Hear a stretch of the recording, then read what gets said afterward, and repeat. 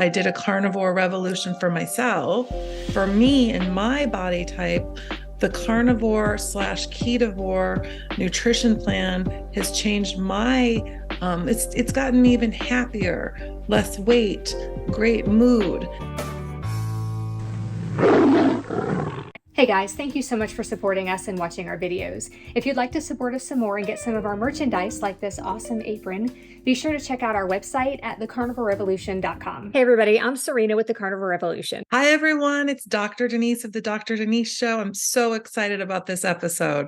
Me too. So this is not going to be your typical interview for either Dr. Denise or for myself. We're not going to just kind of ask each other a bunch of questions to get answers. We're going to have a conversation here. We kind of started talking to each other yesterday and decided we would do a quick call. And then before we knew it, we had planned on doing this conversation today. And the reason for that is the holidays are upon us, right? And people have lots of trouble this time of year with stress and anxiety and depression and food issues and addiction. So this is a great time to have a conversation about nutrition and food and how it plays into brain health. Fantastic. And so for everyone that is on your channel, I'm Dr. Denise. I'm an adult and child integrative psychiatrist. I'm an adoptive mother. I'm an intuitive. I have the goal always of changing the way that we think, talk, and act about mental health. And I have the concept of being paradigm progression pioneers on my show, meaning, and even listen to the words, paradigm progression. When we start paying attention to our words, thoughts, and actions, and they're more open and kind, progression honors all the other experiences we've ever had in life. And how can we reach our own optimal health? And I want to say, I met Serena, and I want to say thank you. So we're at the time of Thanksgiving, and I practice. Everyone knows that gratitude is my secret sauce. And I watched Serena and her energy, her kindness. And as I was in my own deeper, what I call self-love tour this year, I decided to change it up nutrition-wise. So Serena saw that I had adapted. I did 100 days absolutely in a row of just red meat and salt. I did a carnivore revolution for myself. And then I went into a more of a keto version. I'm about to do more carnivore. And I want to say that from a nutrition standpoint, I know that I have people in my practice that are vegetarian, Mediterranean food, and my specific series called Embrace Your Neurostyle and Beyond, which is that we all process and perceive information in our own unique way with the fabulous 5: biological, psychological, social, cultural, spiritual, and sixth sense intuition. For me and my body type, the carnivore slash ketovore nutrition plan has changed my, it's gotten me even happier, less weight, great mood. And I felt like I was in a good place. So I guess one of the reasons why we're here is Serena reached out to me. She sent me her amazing Simply Tallow. And I don't normally, this is new for me, everyone. So sometimes we have to also go out of our comfort zone. I've been doing my show and not doing products yet. And now I have a store launching, but this Simply Tallow and then Serena's vibrational frequency of what she's doing with nutrition, of what she's doing as a mother, of her open-mindedness is what attracted me to this conversation. So I just wanted you guys to get the backstory.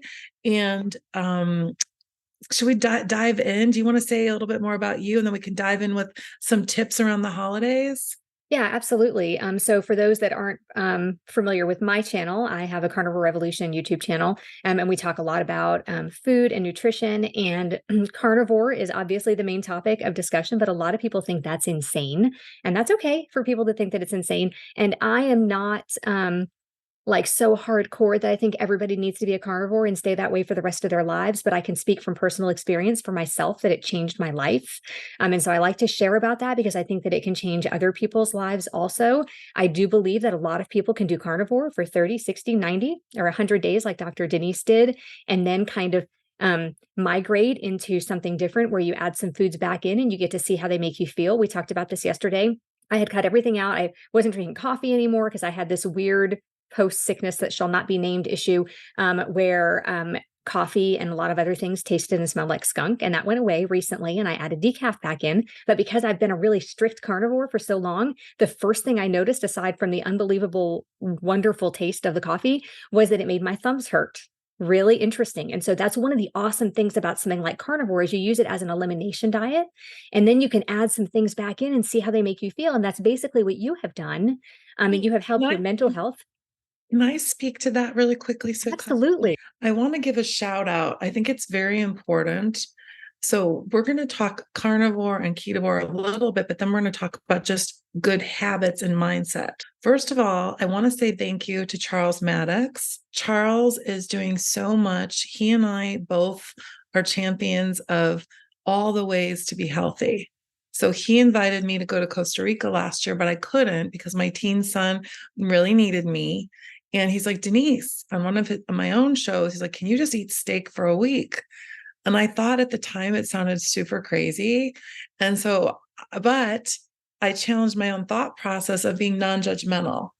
Just like when someone's making the choice for any decision you make with nutrition, fitness, seeing a new doctor. So I said, Denise, just get the data. So then what I did was I ordered Dr. Sean Baker's book. I watched Dr. Ken Berry. I looked at Dr. Lisa Wiedemann. I looked at other pioneers. I'm a doctor. I'm an adult and child psychiatrist, but I'm an intuitive, and you've got to get the data. And you also, everyone, when you're making a health change, like, and also however you're going to cope with the holidays coming up, you really need to learn to trust yourself again. And so for me personally, my neurostyle needed the data. And you need a pre-contemplation phase whenever you're changing. When I help my patients, if they're deciding to not use alcohol, if they're deciding to make a different food choice, make sure you know and you have your own awareness of the steps it's going to take to get you there to make the change. Same thing as we talk about how to go into the holidays and stay with your own plan. So if you have a clear plan and awareness and kind thought processes. So once I got all the data, and my son was working out like a superstar. My son's completely jacked. He is so fit. And I was already swimming 6 days a week. And at the time, I wasn't overeating, but I had extra weight on me. And I was very blessed to go into a new nutrition plan with no health issues, which is very blessed. So I was very fortunate. But then, so on March 27th, I decided to start my 100 days with intermittent fasting, because I thought if I did 8 hours a day of just protein, water, and salt, and I specifically decided to go more the Dr. Sean Baker, I decided to just go red meat. It was easier for me because I don't love to cook. So I figured out an easy plan that worked for my single mom doctor style. And I have to tell you, right away, I couldn't believe it. I did not know that my own metabolism could ever jumpstart like this. I am a doctor. It was like its own myth busting for me. I didn't even realize. I just thought, well, Denise, you've got some extra weight on you. You're already happy. This is just who you are. You're working out 6 days a week. This is your nutrition. But once I changed the type of calories I was getting and I went into ketosis, my own fat started burning. And I know that we've got Maria Emmerich. Oh my gosh, shout out to Maria. Shout out to Maria. Craig. Maria and Craig. Yeah. Yes, so great. All these people that are like the gurus. And then I saw Serena's channel. And so I just want to tell you, as a doctor, I'm always humbled by new ways of having health. And I was that valedictorian, that athlete. So I had a lot of perfectionism in my life, but I'm now what I would call adaptive perfectionism versus restrictive. I was concerned, and this is going to segue into the holidays. And I want to hear a little bit of your story with carnivore. I literally was concerned. I didn't want to trigger any over the top perfectionism. I didn't want to start having an eating disorder. I didn't, because sometimes I know as a doctor, because I work with people that have anorexia and bulimia, sometimes when you start losing weight, you can get so perfectionistic and have body dysmorphia. So when you go into whatever nutrition plan or going into the holidays now and doing your meal plan, be kind to yourself, be adaptive. When I started my 100 days of this nutrition plan, and now I'm adaptive, we can even talk about that.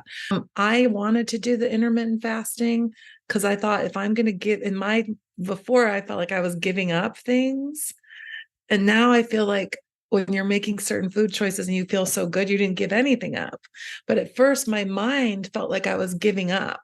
And that might be going to the holidays. You might feel like, well, if I'm on carnivore or keto, or if you're vegetarian or Mediterranean, whatever your unique nutrition plan is, if you want to reframe it, like this is my healthy choice in this moment. So I started out, I don't even use the word strict, very disciplined. And that got me into ketosis. And then I didn't even know how much more energy. I already have a lot of energy.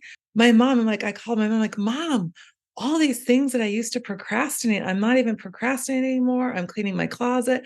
I had all these things. So my energy, my mood, I started just trimming up.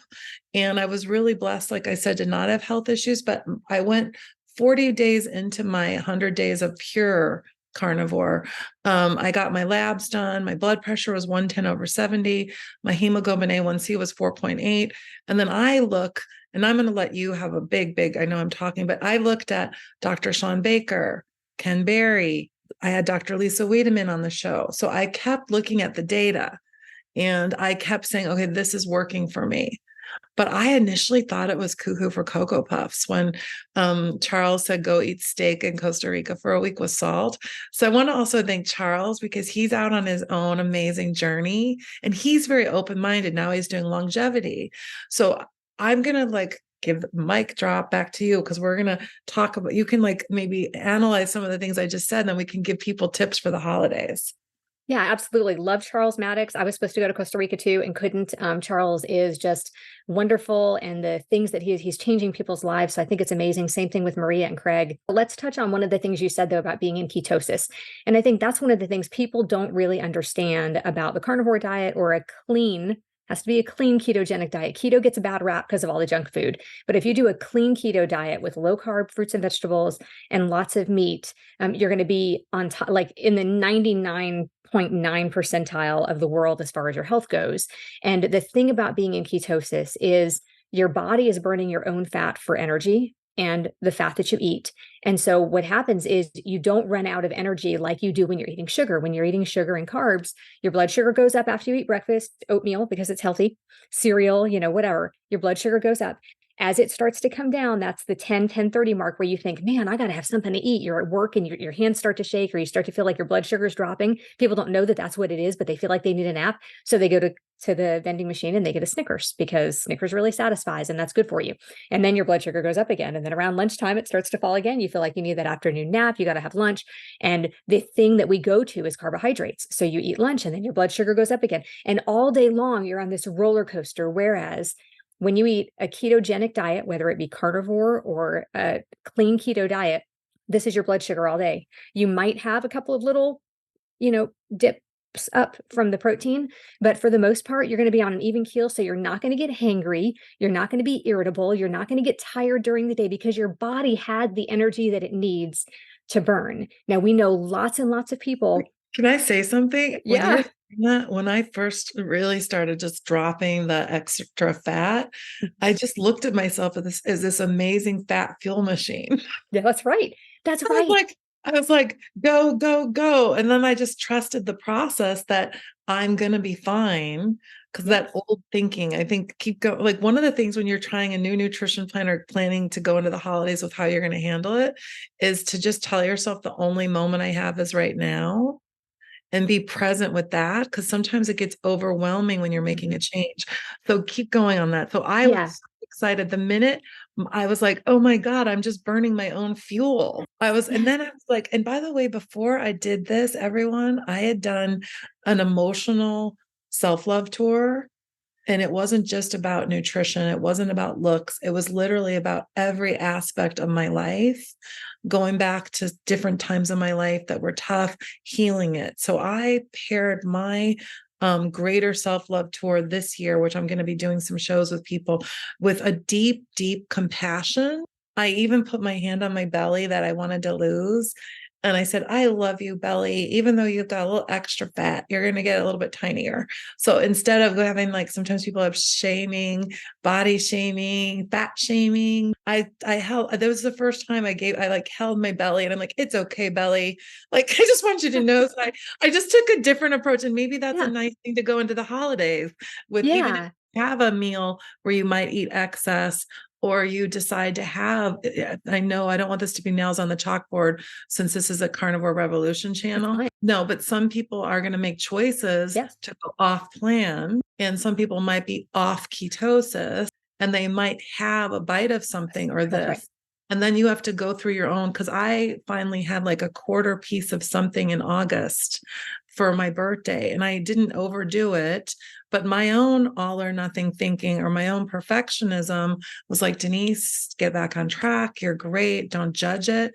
If you're gonna make a choice, do it with joy. So what I do, if I'm ever going off plan a little bit, I sit and I have a drink of water and I let myself enjoy the whole process, so that it's not a shaming. So that idea of being in ketosis, great metabolism, burning fat, but around the holidays, if you go to a party and you're making a choice, I think planning ahead, because if anyone's ever had binge eating, or maybe they grab a bunch of nuts, or they decide I'm going to have half a dessert, but then they have whole, and they do something off plan going into Thanksgiving or any of the holidays, you should have your other, like I'm doing right now, leading up to going to Chicago, I'm doing just strict carnivore. And then I think I'm going to mostly do carnivore, but maybe have keto. But I'm not telling anyone else what to do. But it's neat if you pre-plan it. And if you decide to go off plan, like I did a little bit when I had like my first, I remember at day 101, when I looked at how many grams of sugar was in peanut butter. And I was so excited to just add peanut butter. It was like almost like music went off in the skies, like, oh. So here's the thing about that, though, is you, and if you can have 1 or 2 spoons of peanut butter, and this is a day where you're doing that, then go for it. But I am an abstainer, not a moderator. And for people, look that up and see what the difference is, and see how it pertains to you. So a moderator can have 1 or 2 of something, whereas an abstainer can't, because like I've never eaten 1 Oreo. I've never had 1 donut. I've never had 1 piece of cake or 1 cupcake. The weekend that I became a carnivore, I had eaten 20 cupcakes in 36 hours. So I know that on a holiday, and I have come to learn this through. By the way, I'm smiling because everyone, we're doing it on video, but it's also going to be launched audio. This is my like really exciting time to get to know Serena. We decided to just freestyle it. And when she's talking about the 20 cupcakes, I have one of my patients that for 7 years is completely abstained, because when she has 1 bite of ice cream, it doesn't turn into 1 bite. Right. She eats the whole carton. And then she told me, Dr. Denise, like, you have no idea. I go on a hunt. Like she said that she literally, it's like almost like when bears are going into the garbage can on the campsite.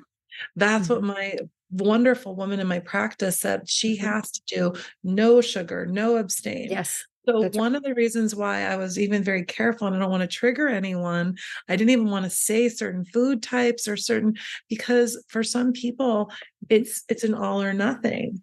And I used to have more all or nothing thinking, but I've worked on my own. By the way, there's no judgment. All thinking's okay. It's a know thyself. So keep going. So you know that you're an abstainer. Yeah. So I think people have to know that. And the thing is, so a lot of people go into a holiday, like for me, I used to go into a holiday, all I could think about was the food, right? Because I couldn't wait to gorge on whatever foods were there. Before carnivore, I wanted all of it. And I knew when I was bulimic that I was, going to throw it up. So it was okay. Or when I wasn't bulimic, I was going to punish myself for the next 5 days and like water fast or juice fast. Like it was always. So what has happened to me through being a carnivore is that I have learned to, like, honestly, this is going to sound so cliche, I'm going to try not to cry, is you learn to love yourself. When you figure out who you are and you acknowledge the abstainer versus moderator thing, and you give up everything that triggers you, you can actually learn to love yourself. So I go into the holidays now, like, I love myself if I eat the pumpkin pie or the apple pie, or if I eat those things, I'm really punishing myself by that. And I don't want to punish myself because I love myself and I want to wake up tomorrow feeling really good. Everybody ends up, with like this food coma after Thanksgiving dinner. It's like a joke, right? Everybody lays down and takes a nap after Thanksgiving dinner, after Christmas. It's like this, and everybody waits until January 1st to start New Year's resolution, which I think New Year's resolutions are the worst. That's just my opinion. I think nobody sticks with them. You set yourself up for failure. Can I say that the core, so first of all, it's such an honor to do this freestyle talk, but I think I want to really honor and have you on my Dr. Denise show again, where we can Yeah. deep dive your story and then you can deep dive into me. So I just want to Yeah. wrap love. I think one thing that you just talked about that's really key, and we've already been alluding to, and this is what I call universal truths. And I spoke about this in India when I spoke at the Dalai Lama's Body, Mind, Life conference on nurturing children's mental health, but it's always nurturing our health, and our own inner child. Yes. And you have to have an awareness. And so what Serena just unpacked is that her awareness on her health journey, her mental health journey, is that her brain, when a certain food happens, it activates a certain behavior. So what I call self-love to her, and I always talk about awareness, self-love, and altruism. And so self-love to me is everything. And I think the whole New Year's resolutions, mine, I just keep using the same for everyone every year, which is number one, self-care is the new cool. Number two, deep play. And I saw it in a dream, divine, exquisite, ethereal, peaceful play. And third, love all kind. Because when we win, others win. And that to me is just like a life plan instead of a New Year's plan. So I just think a lot of what we're talking about and it's such an honor that we decided to do this, adaptive versus restrictive perfectionism, but you have to know your own neurostyle. You have to know your own perfectionism. And going into the holidays, not only your self-love that you have, and I have the highest level of self-love right now that I've ever had, because I went deeper into even healing, even looking at some childhood events where I was violated, or going back and saying sorry. And the way I believe in the universe is that it's not just this lifetime. And by the way, I'm not telling anyone what to believe, but I believe that we're energy beings and we're souls. So if we're blessed with the spiritual awareness and we do our own deeper self-love tour, we can look at patterns that relate in this life and possibly other lives. So when Serena's talking about this and also going to the holidays, there's going to be family members that you're going to see that you don't want to see. There's going to be family members that you want to see more of, but you can't see more of. There's going to be people that it's their first holiday season without a loved one. There's going to be people traveling to climates that aren't the best for their mood state. So besides doing your menu planning, if you look at the weather, like I'm going to a colder weather, this time I'm not going to get a hotel where I can swim, but I think I'm going to find a rec center where I can swim, or I'm bringing my gym shoes. So I've got to do some movement in sunshine. So adapt going to the holidays. This is advice for the whole year, but we are going into the Thanksgiving holiday and we wanted to drop the show.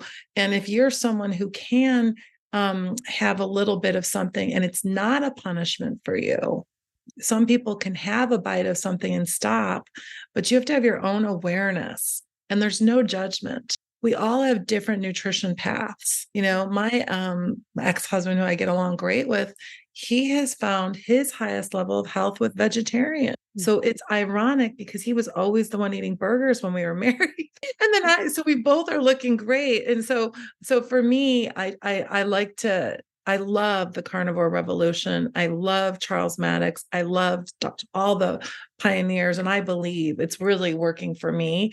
But I think this is even separate from nutrition. We are living at a time where there's so much divisiveness that one of the most important things I would like to challenge everyone going into the holiday season is really upping your own game of gratitude for everything that's going right. That's why I always say gratitude is my secret sauce. And one of my things, I'm like, I have food, shelter, clothing, and I have a sense of purpose. That's just so basic, and we take that for granted. And then the other thing too is sometimes when you're talking about vegetarian, carnivore, keto, Mediterranean, people start to just wear hats like they're on a team, like carnivore versus vegetarian, Mediterranean. And by the way, I know some people do that and they're building their brand and they're actually hilarious. So I try to, when I see that, I try to not like, I'm like, oh, well, good branding. But the way I am trying to have greater peace, sometimes it triggers people. whether it's even with politics, like I have this stance. So I want to also challenge people when you're around the holidays, you're going to be around people who are making different nutrition choices than you. You have people that have different political beliefs than you.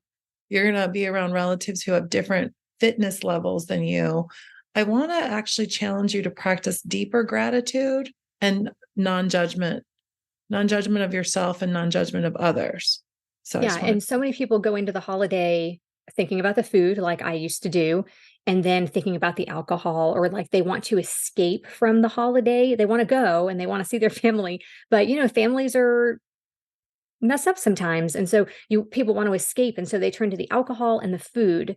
And I think the thing to think about in that moment is, how is this going to make you feel later? And I know that that's really hard for people, especially in the moment you get there and everybody else is drinking wine or everybody else is having a beer. It's football, after Thanksgiving dinner. And so there's all of that going on too. And people want to escape from the family issues. They want to escape from the depression. But those kinds of things and those kinds of escapes with, eating half of the pumpkin pie, or eating, a bunch of junk food, or drinking all of the alcohol, those things actually have more negative ramifications than if you just dealt with the issue at hand anyway, and just were there visiting with your family. As messy as it might be, you're still going to be better off if you don't give in to all of that other stuff, because that stuff is just going to make you feel worse later in the day and the next day even. And so nutrition is so important. So real quick, let's touch on that. Like, the nutrition actually makes you feel So worse. for me personally, I have to tell you, you and I talked a little bit about this off show. So I want to just be vulnerable that I'm really proud of my father. He got sober when I was 11. He's no longer here on earth. I love him. I feel like he's always with me. He was blessed to be sober for over like 32 years before he passed away. So it's such a gift to the family. And so I've learned, even with my own son, and we'll talk about nutrition, if you have any propensity towards addictions, food addictions, family dynamics in this time of year, you have to have your own plan. So we're going to dive into the nutrition right here at the end. But one thing that I decided I don't want to say addicted, but I love, and I know that some people don't like it, but I'm really into my seltzers. So I have certain, I call them happy little safe things that become my excitement with the beverage I choose. I also do coffee, and I don't know, I have always had little cups. I didn't even plan this. I'm trying to be props, but I like to give myself a shot of love all the time, whether it's the skincare, whether it's jewelry I wear and design, whether it's this. So when you're about to sit down for a meal, let's talk about nutrition, you can actually set the stage with happy ingredients. For me personally, leading up to the holidays, I'm doing some intermittent fasting, and I'm already pre-planning what I'm going to tell my mom that I want as the grocery list. And I'm going to make some of the things and have the refrigerator ready to go. My son eats different. He's bulking, he's weight training. And so I think planning your meals ahead of time is a trick. So I'm going to let you go, because you're like the Carnivore Revolution goddess, and I want you to go for it now. Well, I think it's important for people to note that neither one of us think that everybody needs to be a carnivore, or maybe even necessarily be on a clean keto diet. I do think Correct. there is a way to be really healthy, eating like normal foods and not categorizing yourself by just cutting out the processed foods, the seed oils, and the sugar, and you would be so much healthier if you would just do that. 1,000%. Yeah, I've 1,000%. actually said that. This is the most important thing. Anti-inflammation, epigenetics. Everyone has their unique metabolism, genetics. If you cut out processed foods and sugar, and then follow whatever nutrition plan that honors your metabolism, your own unique DNA. And by the way, there's functional genomics out there. I had Kashif Khan, who's a brilliant serial entrepreneur that has the DNA way. There's different metabolisms, different nutrition. So if you want to maximize anti-inflammation and your own epigenetics, the ability to turn on and off your own DNA, your own mental health, your own physical health, your own diabetes or non-diabetes, absolutely no sugar, or minimal sugar, and the least amount of processed foods. I'm doing no processed foods. And I don't want to trigger people, because some people have a metabolism where they can have a little bit of this and that, and their health Mhm. So we both agree with So that. for those watching, I just want to call attention to the fact that the sun is coming through the window. So I'm going to move my camera a little bit. Oh, I love it. Okay. The sun is like shining right down my face. Okay. So I think one of the main things that you have to do over the holidays and really all the time, if you want to stay on plan and have good mental health, the mental health really is so much more important than your weight. And when people go on a diet, they go on a diet for weight, but really it's mental health and your internal body health that is so much more important than what you weigh. And sometimes they go hand in hand, but the way it affects your brain is just amazing. And so if you really, really wanted to be successful, you would pre-plan your meals. And that can even happen during the holidays. So like for instance, on Thanksgiving, I will eat something before we leave the house. Now I'm in charge of the turkey, so that's great. I know what'll be and the turkey, making some sausage cheese balls to take with me because I know that I can have those. So typically what I do is I take things that I know that I can eat that everybody else enjoys too, like a meat and cheese casserole or something. And everybody always goes on and on about how great it is. What they don't notice is those are the only things that I'm eating. And that's what gets me by. That's what makes me feel good. And don't look at it like you're missing out. That's the big thing is people look at it like they're missing out on things, but really what you're doing is nourishing your body. And you can say, wow, I can have as many of these sausage balls as I want because it's not bad for me because I'm not also eating a roll, right? So don't look at it like you're depriving yourself. Look at it like these are the foods that you get to have.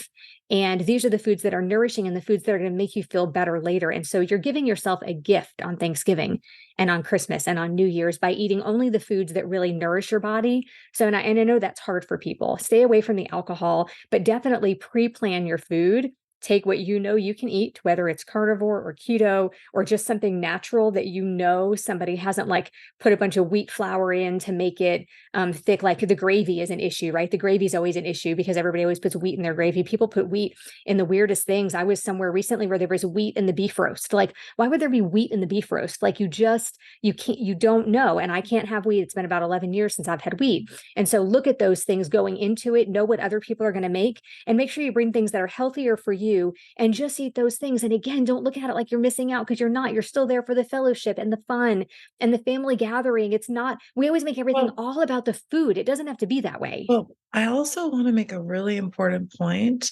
Sometimes with family dynamics over the holidays, you also want to challenge you that you don't need to engage. If you have a family member that's doing a very different nutrition plan than you and they do notice what you're doing, you don't need to engage in a fight. And you could just say that this nutrition plan is working for me because I'm going to be pre-planning some different phrases that I'm going to use, not because I absolutely need to, but because I don't need to tell some of my family members that didn't know, oh, I did 100 days of carnivore. And even for my own neurostyle, it could trigger perfectionism. Right.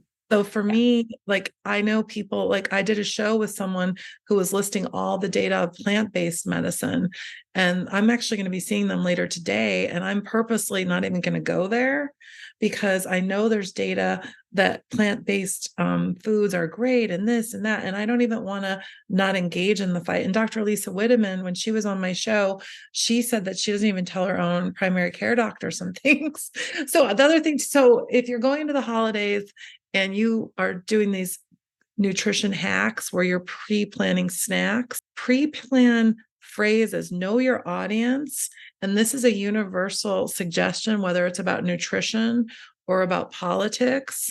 If you know that you're going to be around certain family members that have such different nutrition habits or political beliefs or religious beliefs, pre-plan some kind transitions to not engage. And if you feel like I'm an empath, if you're in a room where you love everyone, but the energy is too much, give yourself a break, go to the bathroom, go, oh, does anyone want to go for a walk with me in the neighborhood? Go for a car ride, listen to your music, because it's not normal. We do these holidays. We're usually not 5 hours in a room with people that we love all the time. Maybe some families are, but also set yourself up for a mental health success.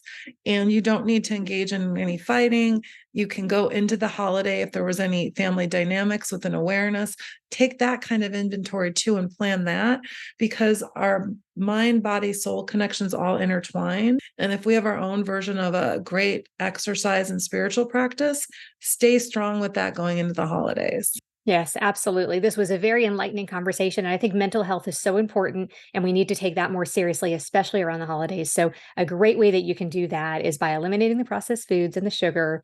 And that can actually help you enjoy the holidays more, which most people don't think it can. Oh, I do. But yes, you're right. Absolutely. Just did a Okay. holiday myth buster. Stay on track, everyone. And also, I am so grateful. I know I held up your product, but I just want to put my hand on my heart because I'm continuing to grow as a human. Hopefully, we all are. And I have the Dr. Denise show, but I'm actually going to be open to receiving amazing products and being open minded to try it, following through. And you'll see more of that on the show. And Serena, I loved your energy and your reels. I could feel your kindness and your love. And it was just an honor to have this conversation with you today and to get to know your audience and to get to know you. And I hope you have wonderful holidays. Thank you so much. I really enjoyed it too. So, thank you so much for joining us. We hope that this was very educational for you, and we hope that everybody has a wonderful holiday season. And I'll see you next time here on the Carnivore Revolution.